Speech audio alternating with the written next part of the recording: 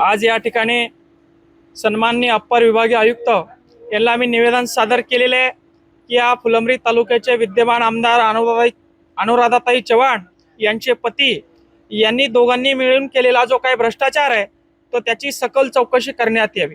मागच्या 2 महिन्यापूर्वी scanner QR घोटाळ्याची जो अंबादास दानवे साहेबांनी विषय केला होता आणि 4 आठवड्यात उत्तर देतो म्हणून सांगितलं होतं अतुल चव्हाण यांनी, ते अंबादास दानवे साहेबही तिकडे गेले, अतुल चव्हाण साहेबही तिकडे गेले आणि 4 आठवडेही तिकडे गेले, कोणी याच्यावर उत्तर दिलेलं नाही।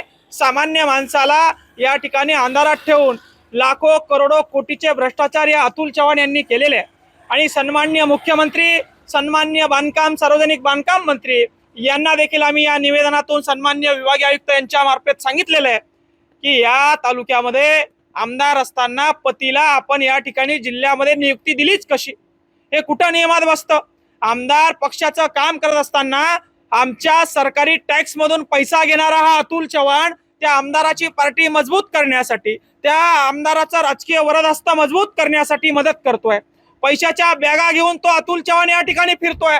याच्याकडे मुख्यमंत्री देवेंद्र फडणवीस साहेब, आमचा आपल्याला प्रश्न आहे, आपण ही नियुक्ती भाजपचे आमदार निवडून यावेत, भाजपचे सदस्य निवडून यावेत यासाठी दिलेली आहे का?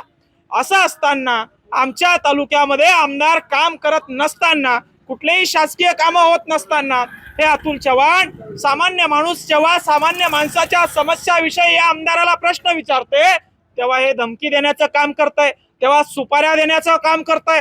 आणि आमची सुपारी दिली असं आम्हाला त्यांच्या जिल्हा परिषद सदस्यांनी या ठिकाणी सांगितलं की बाबा जरा सांभाळून राहा, या अतुल चव्हाणनी तुमची सुपारी दिली आहे, पुढच्या 2-4 महिन्यात तुमचा कार्यक्रम ते करणार आहे।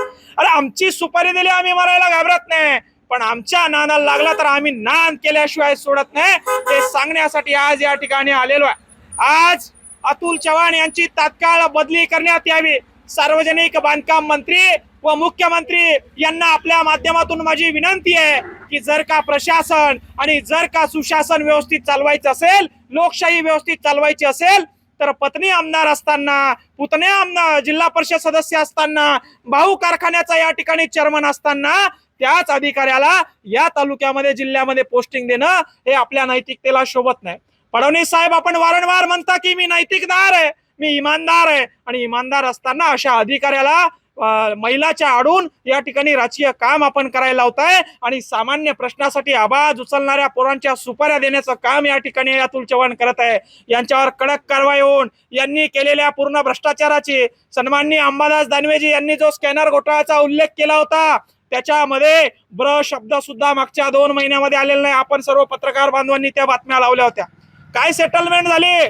कुठे अंबादास दानवे साहेब, कुठे प्रतिक्रिया, कुठे स्कॅनर, कुठे घोटाळा, कुठे 4 आठवडे, कुठे तो अतुल चव्हाण? असे 250 कोटीचे घोटाळे, असे जवळपास 4-4 हजार कोटीचे घोटाळे करून या मंत्र्यांना, मुख्यमंत्र्यांना आणि अशा केंद्रीय मंत्र्यांना पैसे भरून योग्य त्या ठिकाणी, हवी त्या ठिकाणी बदली करून हे असे अधिकारी घेतात। आणि 8 दिवसामध्ये आमची चेतावणी आहे, जर का या अतुल चव्हाणची बदली झाली नाही, सामान्यावरचा अन्याय थांबवला नाही, इथली राजकीय दहशत संपवली नाही, तर लोकशाहीवर घातक म्हणून या ठिकाणी या विभागीय आयुक्त कार्यालयासमोर, जे श्रीकांत सर यांच्या कार्यालयासमोर या ठिकाणी आम्ही बसून अन्नत्याग आंदोलन करणार आहोत, उपोषण करणार आहोत। आतापर्यंत आम्ही शेतकऱ्यासाठी, कष्टकऱ्यांसाठी भांडतोय, मात्र आमच्यावर जर का सुडाची भावना घेऊन या ठिकाणी असे या ठिकाणी कट रचल्या जात असतील, त्या विरोधात तीव्र आंदोलन करून ही यांची कट हाणून पाडण्याचं काम या ठिकाणी आम्ही करणार आहोत। धन्यवाद।